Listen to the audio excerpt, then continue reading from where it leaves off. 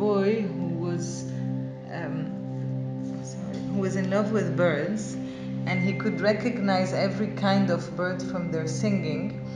And I was telling this story to my friend, who told me that he could also recognize the kind of bombs when they fall on Beirut. It's a true story. This is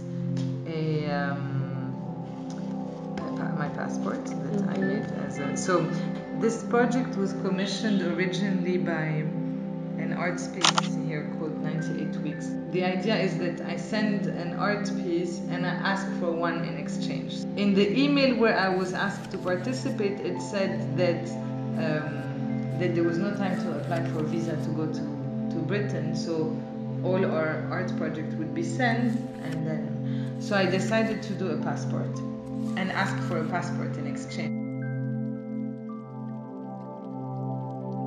This actually is what old calligraphers used to use to make sure that they write on straight lines. They would press paper on threads, and then you get